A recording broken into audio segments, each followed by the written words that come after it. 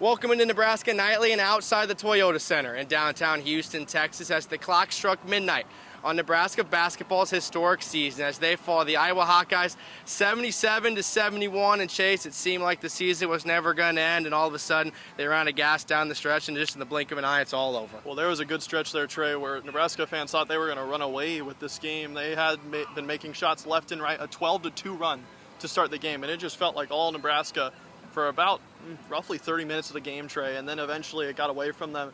When Nebraska got into that 5-point deficit range with Iowa, they never seemed to have been able to find a run that was consistent and would find themselves enough to 3-minute droughts, and that was not a recipe for success for them tonight. Yeah, it seemed like when they went down 71-68, that three-pointer was just kind of the dagger. They'd been hanging on for so long, but down the stretch, the dam finally gave way. It's interesting that you say hanging on because they didn't do much of the hanging on that game. It was Iowa who was doing it for the most part, and then Iowa was just better in the final stretch, and that's really what March is all about, Trey. Who's best when the clock hits zero? And Iowa was there. A lot of players were saying it. They just hit more shots than they did at the point in the game. Nebraska's season comes to an end. Let's go inside the Huskers locker room after the loss. Just disappointed about my personal performance today.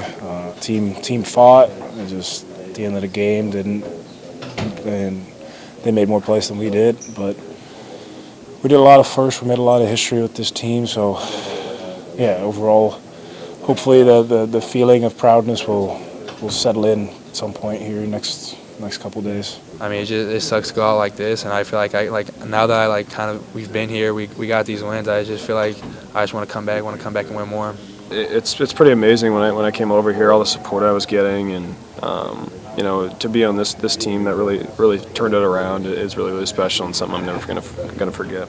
These guys are my best friends, and we've done so many amazing things together, and we all are as pissed off we all feel the same after losing to Iowa, but yeah, I think even in a few days from now, we're going to be able to shake this off and be proud of what we did, but it means so much to do it with these guys.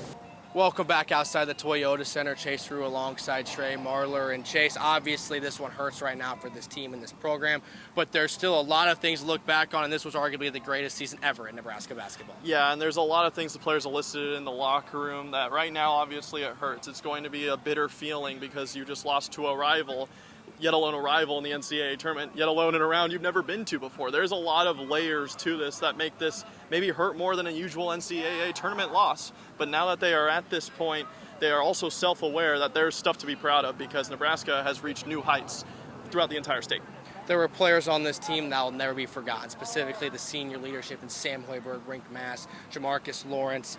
But guys like Cale Jacobson and Brandon Frager alluded to using how it feels right now and taking that to elevate next season. Yeah, and we mentioned the leaders and the different players in front of these guys. And the first thing they really did was just trying to process what it would be like without these guys, because that was one of the biggest accreditations to the success this season was the leadership of Sam Hoiberg, Rink Mass, Jamarcus Lawrence, and all the other seniors on that team. And that's going to be an interesting thing to replace, Trey, because I don't think it's the talent for Nebraska that's going to be the toughest part. It's the character, it's the togetherness that's going to be the toughest part in reconstructing a roster this offseason. Well, it was a season that started with Nebraska being picked 14th in the preseason Big Ten poll, and it ends in the Sweet 16. It's a program that went places it's never been before, but it falls just short as the Huskers fall the Iowa Hawkeyes 77-71. For Chase Ruch, I'm Trey Marler reporting for the final time of the 2025-2026 Nebraska basketball season.